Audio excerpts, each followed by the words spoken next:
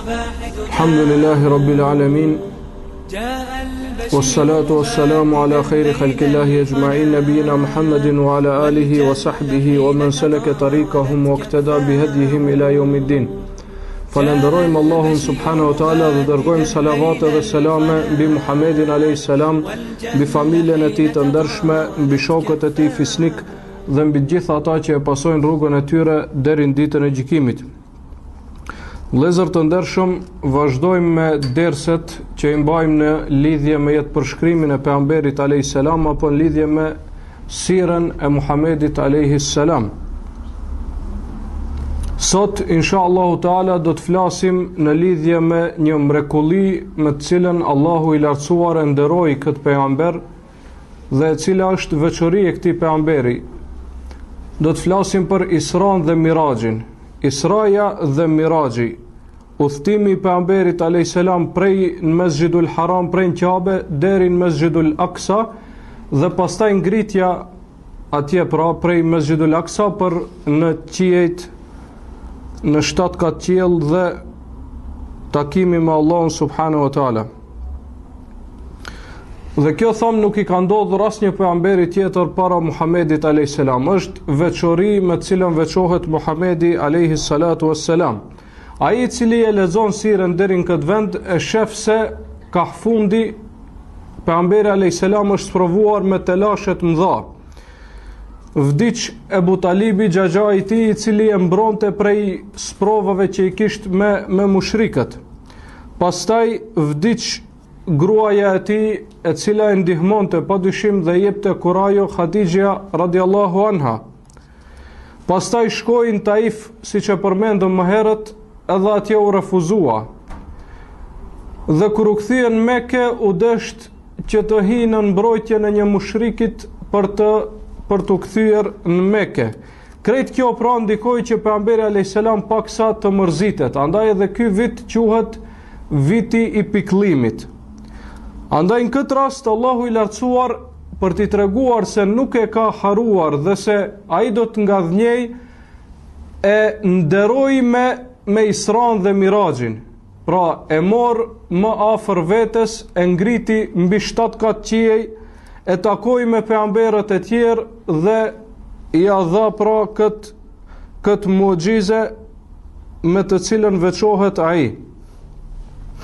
Thot Allahu i lartësuar në lidhje me këtë: Subhanalladhi asra bi 'abdihi laylan min al-masjidil haram ila al-masjidil aqsa alladhi barakna hawlahu linuriyahu min ayatina innahu huwas samiul basir. Thot Allahu i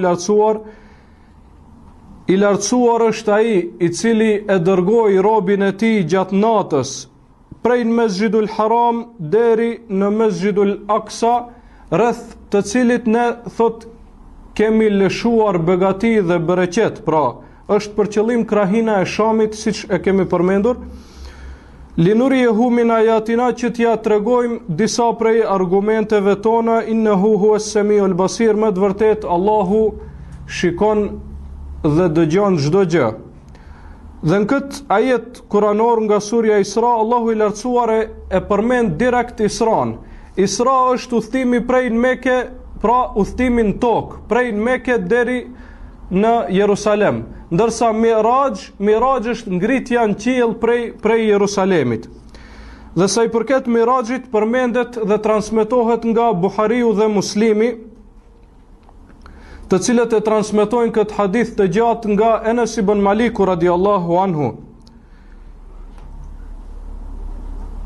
i cili e transmeton nga Malik ibn Sa'sa radiallahu anhu, se pejgamberi sallallahu alaihi wasallam në natën e Isras dhe Mirajit thot: erdh Gjibrili alayhis salam, erdh tek unë, thot pastaj ma çau gjoksin mes dhe e nxjor zemrën time dhe e lau me një ujë të pastër dhe me një enë e cila ishte e mbushur me ujë të pastër. Dhe kjo padyshim se është përgatitje për pejgamberin alayhis salam, sepse do të ngritet në përqiell, pra është që krijimtaria e tij të ndryshojë prej njerëzve tjerë në këtë rast, sepse do të ngritet mbi 7 kat qiej. Andaj për ta përballuar këtë, e cila padyshim se ka qenë me një shpejtësi shumë të madhe, është desht pra që të ndërhyj Xhibrili alayhis salam me një kushtimisht, nëse mund ta quajmë, operacion kirurgjikal pra. Pastaj thot e solli burakun, atë kafshën me të cilën udhtova, e cila ishte një kafshë e bardhë. Dhe padyshim se kjo është një krijesë të cilën ne nuk e kemi parë, pra është krijesë e veçantë, e cila udhton Allahu alem çfarë shpejtësie, sepse brenda një nate është kryer krejt ky udhtim dhe janë vizituar krejt këto vende nga ana e Muhamedit alayhi salatu wassalam. Pastaj thot pasi shkuam në Mesxhidul Aqsa, u ngritëm në qiellin e parë, në qiellin e dunjas, i cili është ky qiell të cilin e shohim ne i rrethuar me yje. Ky qiell pra, i cili është i rrethuar me yje dhe i zbukuruar me yje, është qielli i dunjas apo qielli i parë. Derisa thot arritëm në skaj të tij apo në maje të tij, atje thot e takova Ademin alayhis salam dhe më tha Xhibrili, ky është babai yt Ademi alayhis salam. Atëherë thot i dhash selam, ai ma ktheu dhe më tha merhaban, mirë se vjen o bir i mirë dhe o pejgamber i mirë. Pastaj thot u ngritëm në qiellin e dytë. Aty na pritën disa melek, një ashtu sikurse në qiellin e parë, të cilët na dhan leje për të vazhduar dhe thot më përshëndetën me përshëndetjet më të mira. Dhe kur arritëm në skaj të qiellit të dytë, e takuam Jahjen dhe Isën alayhimus salam, të cilët po ashtu thot më përshëndetën. Pastaj e njëjta vazhdon në qiellin e tretë, ku e takon Muhamedi alayhis salam Jusufin alayhis salam. Pastaj vazhdon ngritet në qiellin e katërt, ku e takon Idrisin alayhis salam. Pastaj ngritet në qiellin e pestë, ku e takon Harunin alayhis salam. Pastaj ngritet në qiellin e gjashtë, ku e takon Musaun alayhis salam, dhe i cili e përshëndet, dhe pasi largohet pejgamberi alayhis salam për të shku, Musa alayhis salam fillon të qaj. Atëherë pyetën thot dhe i than pse qan? Thot Musa alayhis salam qaj thot sepse një pejgamber që ka ardhur pas meje do të hyjë në xhenet më shumë prej umetit të tij sesa që kanë hyrë prej umetit tim.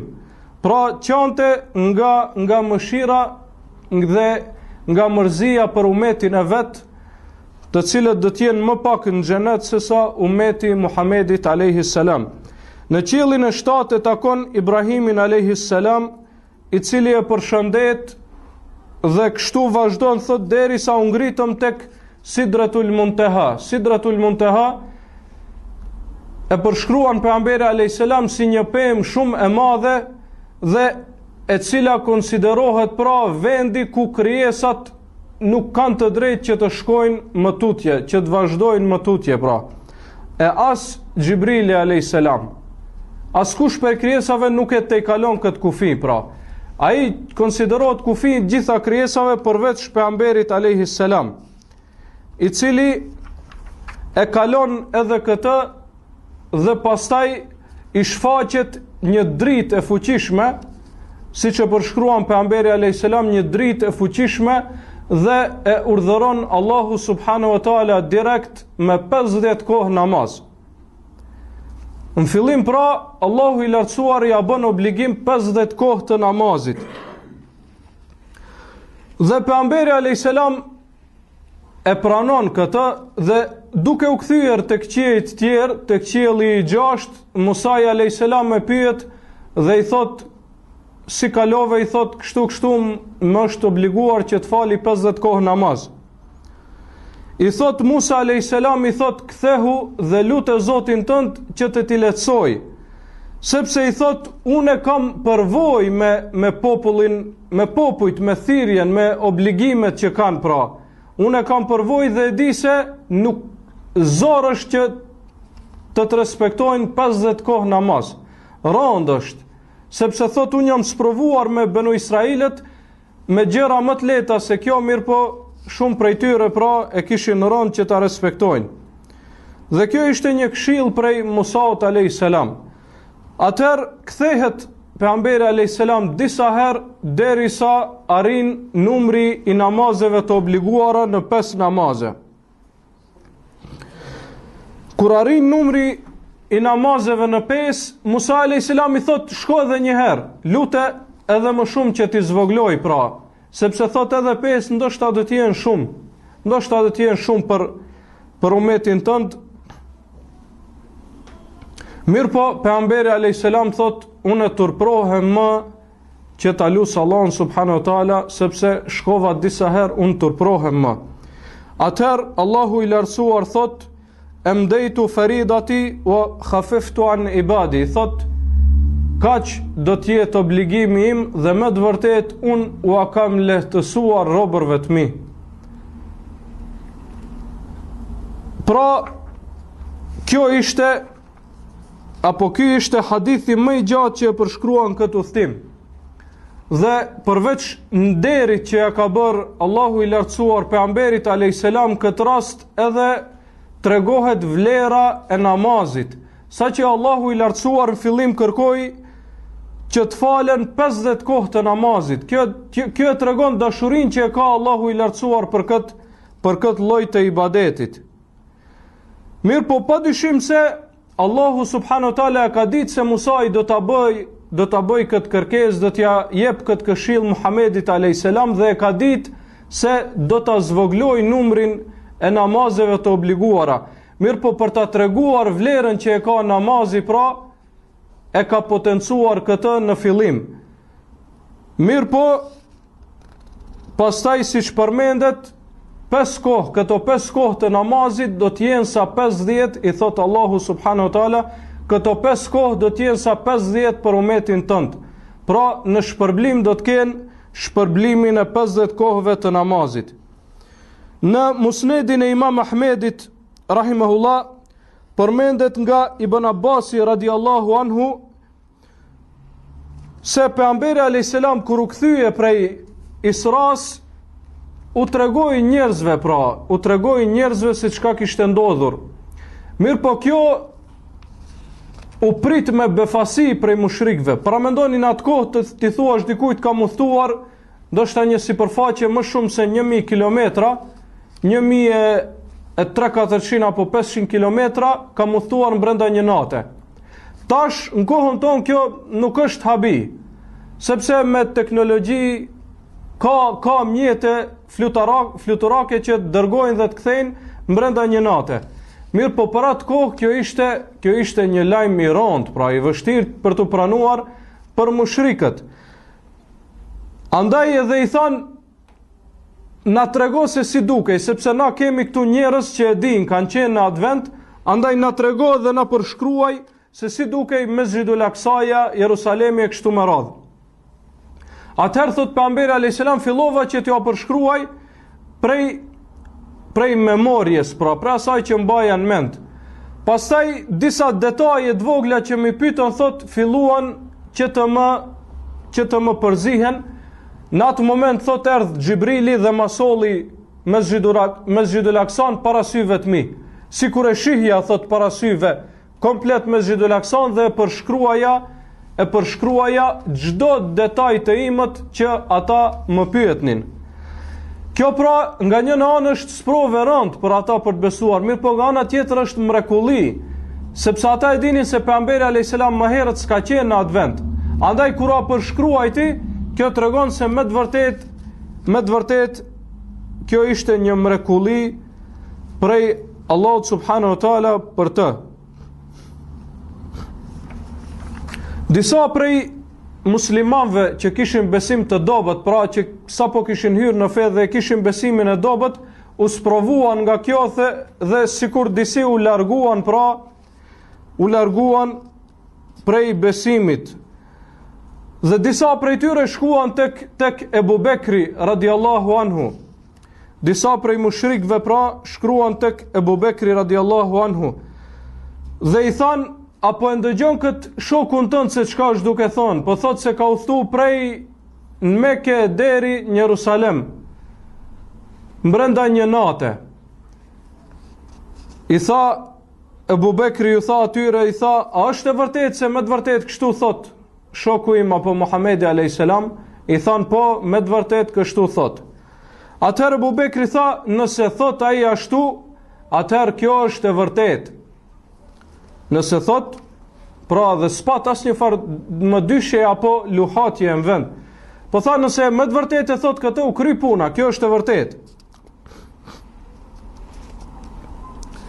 I than atëherë, po pse po e pranon çka shpejt pra, çka let.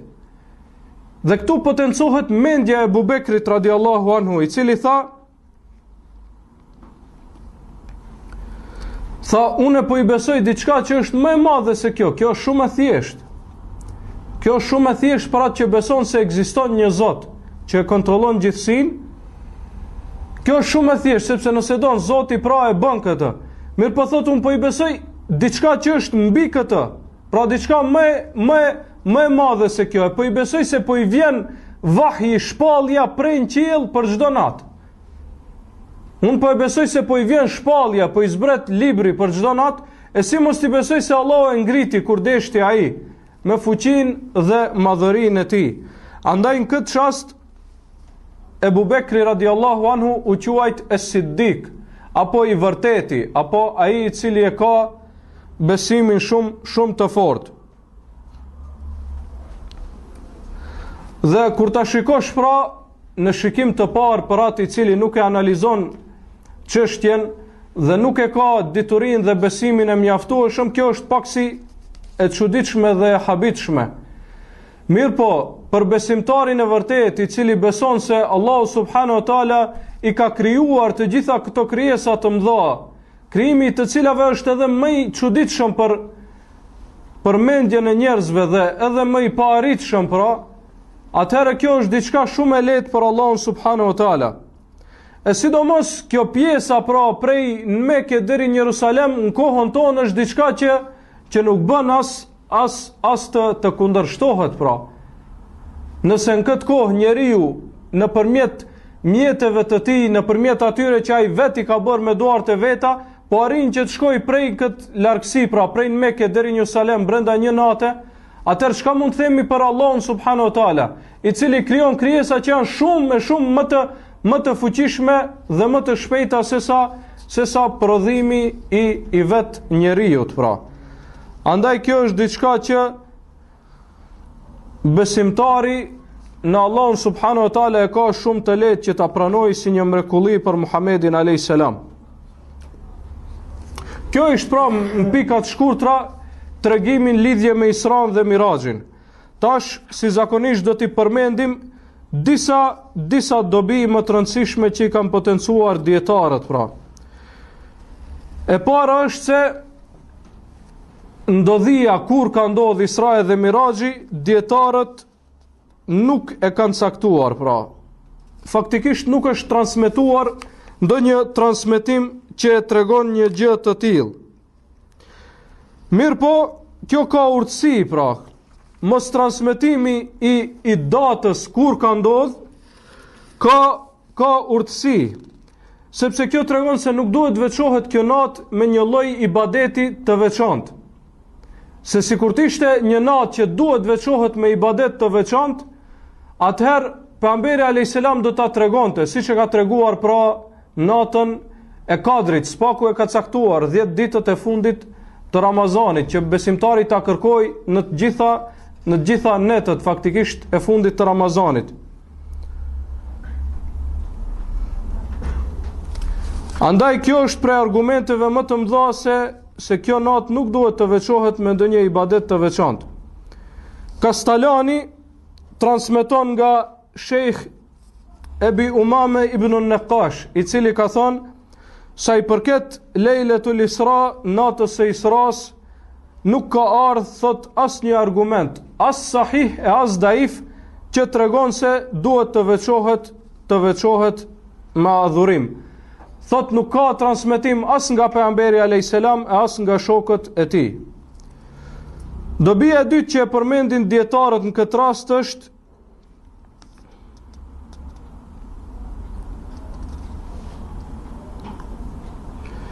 se kjo Israja, nata e Isras, nuk është një mrekulli e veçantë, po në këtë natë ka ndodhur me qindra e qindra mrekulli për pejgamberin alayhis salam. Dhe prej tyre është se Allah subhanahu wa taala i amundsoi që të kontaktoj me shpirtrat e pejgamberve. Bisedën që e përmendëm më herët në mes të pejgamberit alayhis salam dhe pejgamberve tjerë, dhe sidomos në mes të Muhamedit alayhis salam dhe Musait alayhis salam, kjo ka ndodhur, siç thot Sheikhul Islam Ibn Taymija, thot shpirtrat e pejgamberve Allah subhanahu wa taala i amundsoi që t'i sheh dhe të kontaktoj me ata. E jo se Allahu i ringjalli pejgamberët special për këtë, sepse nuk ka ringjallje para kiametit. Mirë po shpirtrat e pejgamberve, të cilët ishin të ngritur në këto qiej, Allahu subhanahu wa taala ja mundsoi Muhamedit alayhis salam që t'i sheh dhe të kontaktoj me to. Dobia tjetër që e përmendin dietarët është se urtësia, sepse pejgamberi alayhis salam spari prej në Mekë ka shkuar në Jerusalem. E pastaj prej Jerusalemit është ngritur për në qiell. Allahu subhanahu wa taala kishte mundësi që ta ngrit më një herë për në qiell, prej në Mekë. Mirë po jo, kjo ishte që mushrikët e Mekës të kenë një argument plus, pra kundër mohimit të tyre. Sepse këtë ata e dinin këtë udhtim. Në qiell ata s'kinin se si ta polemizojnë çështjen e ngritjes në qiell, nuk kishin se si ta polemizojnë. Sepse nuk kishin shkuar në qiell asnjëherë. Ndoshta të kishe qenë tash ndonjëri prej astronautave do të bënte ndonjë pyetje, Allah alem atje nalt, se si duket toka prej atje, apo ndonjë pyetje ngjashme. Mirë po në atë kohë nuk kishte arritur njeriu që të ngritet, pra që të ngritet dhe del jashtë atmosferës së tokës. Andaj prej urtësisë së Allahut ishte që ta dërgoi në një vend ku njerëzit kishin arritur aty. Që kur ata t'ja bëjnë testin se a ka shkuar me të vërtetë në atë vend, pejgamberi alayhis salam t'ia jep përgjigjen dhe kjo të jetë argument kundër mohimit të tyre, që mohimi i tyre të jetë i pavlerë dhe mos të kenë ku të kapen ata faktikisht në mohimin e tyre që ja bëjnë pejgamberit alayhis salam. Kjo ishte dobia e parë që e përmendin këtë rast dietarët, pra në lidhje me sepse ka shku prej në Mekë në Jerusalem para se të ngritet në qiell.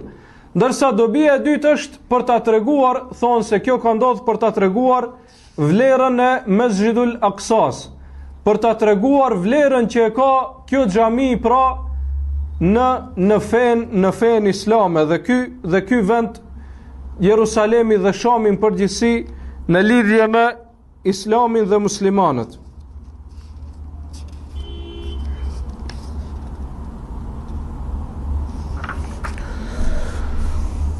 Dobia tjetër që e përmendin dietarët është se kur u ngrit pejgamberi alayhis salam në qiell, banorët e qiellit e përshëndetën, pra e mikprit, faktikisht e pritën me mirëseardhje dhe me fjalë të mira dhe me përgëzime, pra e pritën pejgamberin alayhis salam.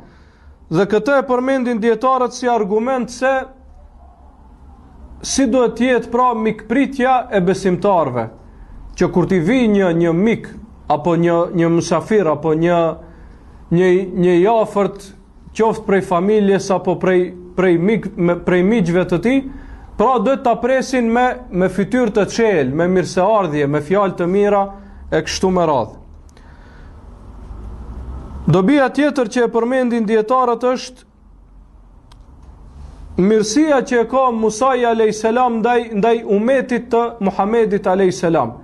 Mirësia pra që ja bëri Musa alayhis salam, këshilla që ja dha umetit të Muhamedit alayhis salam, duke u bërë sebeb që prej 50 kohë namazeve Allahu subhanahu wa taala t'ja obligoi vetëm 5 kohë të namazeve. Dhe padyshim se kjo është një lehtësi e madhe, pra një lehtësim i madh prej Allahut subhanahu wa taala, për të cilën e bëri sebeb Musain alayhis salam. Dobia e 10 dhe që është e rëndësishme, pra që përmendin dietarët ka të bëjë me akiden apo me tauhidin në Allahun subhanahu wa taala. Sepse disa prej mushrikëve janë argumentuar me rastin dhe bisedën mes Musait a.s. dhe pejgamberit a.s. dhe kërkesën prej Musait a.s. nga Muhamedi a.s. që prej 50 kohët ja bëj 5 kohë të namazit. Disa prej mushrikëve janë argumentuar me këtë për të thonë se njeriu ka dobi prej të vdekurve apo prej atyre që janë në varre. Pse thonë sepse Muhamedi a.s. pat dobi prej Musait a.s. Mirë, po kjo argument nuk është argument për dy arsye pra. Arsyeja e parë është se ngritja e pejgamberit a.s. dhe kontaktimi me Musain a.s. ishte mrekulli që i ka ndodhur një pejgamberit. Dhe kontakti ishte direkt me shpirtin e Musaut, i cili ju mundsua pejgamberit a.s. që ta sheh në formën e tij dhe që të kontaktoj me të. Gjë e cila nuk ndodh kur njeriu shkon te varret. Nuk kontakton me shpirtin që është të vdekurit dhe i vdekuri nuk i kthen përgjigje. Dhe kjo është një mrekulli që njerëzit tjerë nuk kanë mundësi që ta kërkojnë, sepse mrekullit i jipen vetëm pejgamberëve të Allahut subhanahu wa taala. Dhe arsyeja e dytë është se dobia që e pat Muhamedi a.s. prej Musait a.s. ishte dobi reale, dobi që e pan shqisat e tij, pra kontaktoi me Musain, ja tha fjalët, ai ja ktheu bisedën e kështu me radhë. Ishte dobi pra konkrete. E jo dobi e paramenduar siç janë ata që shkojnë te varret pra. Ata faktikisht paramendojnë se ndodh diçka e tillë, mirë po në realitet nuk ndodh. Sepse sikur të ishte me të vërtetë ashtu, atëherë do ta bënin shokët e pejgamberit a.s. dhe do të ishin të parët që do ta praktikonin një gjë të tillë. Dhe po ashtu pejgamberi a.s. nuk shkoi te varri i Musait. Nëse e pranojmë se ka ndodhur kështu, atëherë i themi ngrituni edhe ju në qiellin e 6, ashtu siç u ngrit Muhamedi a.s. dhe kontaktoni atje me shpirtin e Musait, sepse këtu s'ka argument se tek varri i tij. Po argumenti thot në qiellin e 6, gjë që padyshim nuk ka mundësi të ndodhë për dikën tjetër pos Muhamedit a.s. Një dobi tjetër që e kanë përmendur dietarët është se Allahu subhanahu wa taala në këtë rast ja bëri obligim Muhamedit a.s. namazin. Thot Sheikh Muhammad ibn Salih al-Uthaymeen rahimahullah, thot analizoje, thot se si Allahu subhanahu wa taala e caktoi këtë natë për t'ia bërë obligim Muhamedit a.s. namazin. Dhe shikoje, thot, vlerën e madhe që e ka në këtë rast namazi prej katër aspekteve pra. Aspekti i parë, thot, se namazi u bë obligim pejgamberit a.s. pa ndërmjetësues. Direkt Allahu ja bëri obligim Muhamedit a.s. namazin. Gjë e cila nuk ka ndodhur me asnjë obligim tjetër. Gjitha obligimet tjera Xhibrili a.s. vinte dhe i thoshte këtë e ke obligim prej Allahut subhanahu wa taala, përveç namazit, të cilin Allahu i lartësuar ja bëri obligim vet, pra direkt Muhamedit a.s. Aspekti i dytë thot se namazi është bërë obligim në këtë natë kur ka ndodhur pra muxhizja, një ndër muxhizat më të mëdha të pejgamberit a.s. dhe e cila ishte një ndër natët më të rëndësishme në jetën e Muhamedit sallallahu alaihi wasallam. Aspekti i tretë që potencon vlerën e namazit në këtë rast është se namazi u bë obligim, thot, në një vend të lartë ku nuk ka arritur asnjë njeri tjetër, që tregon vlerën e namazit, sepse u ngrit pejgamberi a.s. jo vetëm në një vend ku s'kishte arritur asnjëri prej njerëzve, po asnjëri prej krijesave nuk kishte arritur në atë vend, pra në aq afërsi me krijuesin subhanahu wa ta'ala. Dhe aspekti i katërt dhe i fundit thotë që e tregon vlerën e namazit është se në fillim u bën obligim 50 namaze. Dhe kjo e tregon vlerën që e ka namazi. Dhe dashurinë që e ka Allahu subhanahu wa taala për këtë ibadet, saqë kërkoi prej robëve që 50 herë brenda ditës ti drejtohen atij pra në fillim me këtë ibadet apo me namazin. Dhe krejt kjo e tregon veçantin që e ka namazi pra prej ibadeteve të tjera. Prej ibadeteve të tjera. Dobia tjetër që e përmendin dietarët pra kanë ngelur edhe disa para se ta përfundojmë, është fjala e Musait, unë i kam sprovuar njerëzit, unë jam provuar me njerëzit. Kjo tregon se ai i cili ka përvojë me njerëzit nuk është si ai i cili nuk ka përvojë me njerëzit. Andaj Musa alayhis salam këtë rast kishte pak më shumë përvojë se Muhamedi alayhis salam, të cilit tash sa filluan që t'i vinë obligimet pra. Andaj Musa alayhis salam e këshilloi, i tha, lute, sepse dinte se lutja e pejgamberëve nuk kthehet pra prej Allahut subhanahu wa taala. I tha, lute Allahun subhanahu wa taala që t'ja lehtësoj pak umetit tënd, sepse tha, unë e kam provuar këtë dhe e kam ditë se kjo është shumë, sepse padyshim se namazi ka qenë obligim edhe në kohën e Musait alayhis salam. Nuk përmendet se sa kohë, pra në argumentet fetare nuk përmenden se sa kohë të namazit kanë qenë obligim kohën e Musait alayhis salam, mirë po ka ajete kuranore që tregojnë se namazi ka qenë obligim. Pa marrë parasysh sa kohë kryesorja ka qenë obligim.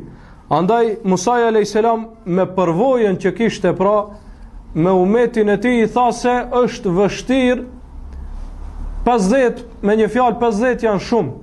Është vështirë që ti praktikojnë ato pra umeti yt.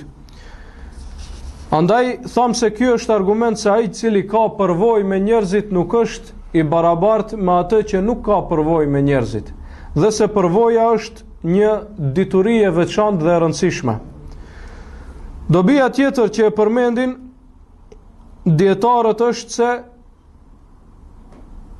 kjo ndodhi ishte prej sprovave të dyshimeve me të cilat sprovohen besimtarët.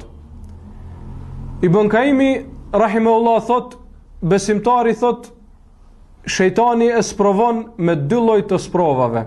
Zemra e besimtarit sprovohet me dy lloj të sprovave. Sprova e dyshimeve dhe sprova e epsheve. Andaj thot, ai i cili i kundërshton këto, sprovën e dyshimeve me dituri të thellë dhe me iman, dhe sprovën e epsheve me devotshmëri dhe takvallëk, ai i cili i kundërshton këto, thot e arrin gradën e imamllëkut në fe apo udhëheqësisë në fe. Dhe kjo tregon që rëndësinë që e ka pra edhe dituria po edhe devotshmëria për besimtarin. Sepse shejtani po edhe pasuesit e tij nuk ngurojnë që të sjellin gjëra që janë të dyshimta, gjëra që ai i cili nuk ka dituri nuk ka mundësi që ti qartësohen. Andaj në këtë rast xehli po edhe mungesa e takvallëkut apo devotshmërisë mund të bëhet shkak që njeriu të del komplet prej feje. Që njeriu të del komplet prej feje duke u mbjellur pra dyshimi në zemrën e tij. Sepse vezvesja prej shejtanit nuk të nxjerr prej feje. Mirë po, nëse zemra e pranon dyshimin, nëse dyshimi zën vend në zemrën e njerit, saqë ai nuk e kundërshton, po e pranon si realitet, edhe nëse nuk e shpreh me gojen e tij, ai me këtë vepër del prej feje së Allahut subhanahu wa taala. Dhe dyshimi i tillë, pra dyshimi i ngulitur në zemër është prej cilësive më të mëdha të munafikave. Ndërsa për besimtarët dhe të devotshmit, Allahu subhanahu wa taala thot se kur i godet një vezvese prej shejtanit, thot e përmendin Allahun dhe ju qartësohet çështja.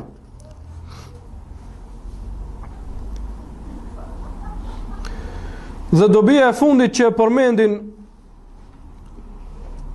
dietarët është se kjo ndodhi ishte pastrimi i radhëve të besimtarëve. Pastrimi i radhëve dhe sprovë për besimtarët në atë kohë dhe në kohrat që pasojnë. Që të vërtetohet dhe të ndahet ai që është i sinqert prej atyre që nuk janë të tillë. Sepse ai i cili është i sinqert dhe i devotshëm e ka shumë të lehtë pra që ta qartësoj këtë çështje dhe shumë çështje të cilët për njerëzit jo të devotshëm duken të vështira dhe të rënda për zemrat e tyre. Ai i cili ka devotshmëri, dituri dhe sinqeritet në Allahun subhanahu wa taala e ka shumë të lehtë që t'i kundërshtoj, sepse disa gjëra të fesë në shikim të parë ndoshta janë sprov për besimtarin dhe disa prej qafirave i përdorin si argument për ta kundërshtuar fenë e Allahut subhanahu wa taala. Mirë po me devotshmëri dhe me dituri këto gjëra qartësohen dhe këto dyshime largohen. Sepse njeriu i mençur i sheh argumentet e shumta që vërtetojnë pra se Allahu subhanahu wa taala e ka zbritur Kur'anin famlart. Andaj këto gjëra siç tha Ebu Bekri radiallahu anhu pra, tha unë besoj se po i vjen shpallja për çdo natë. Andaj kjo është diçka shumë më e lehtë që ta besoj, sepse për Allahun subhanahu wa taala është shumë e lehtë. Ai i cili ka krijuar këto qiej, ai i cili e krijoi njeriu, pse duhet të jetë rënd që ta transferojë njeriu prej një vendi në një vend tjetër? E sidomos disa gjëra që në atë kohë kanë qenë vështirë të përballohen vetëm se me iman shumë të fuqishëm, në këtë kohë Allahu subhanahu wa taala nga mëshira e tij na ka lehtësuar një gjë të tillë. Siç e përmendëm se për këtë kohë ta mohosh udhtimin brenda një nate, udhtimin prej një distance siç është Mekja dhe Jerusalemi brenda një nate, ta mohosh në këtë kohë është budallaki. Sepse vetë njeriu ka arritë që ta bëjë një udhtim të tillë brenda një nate. Andaj pse duhet të jetë e vështirë për Allahun subhanahu wa taala, për krijuesin e gjërave që ta bëj një gjë të tillë, kur ne si krijesa të dobta pra me dituri dhe me teknologji kemi arritur pra që ta bëjmë një udhtim të tillë brenda një nate. Dhe me kaq po e përfundojmë. Wa sallallahu wa sallama ala nabiyyina Muhammad wa ala alihi wa sahbihi.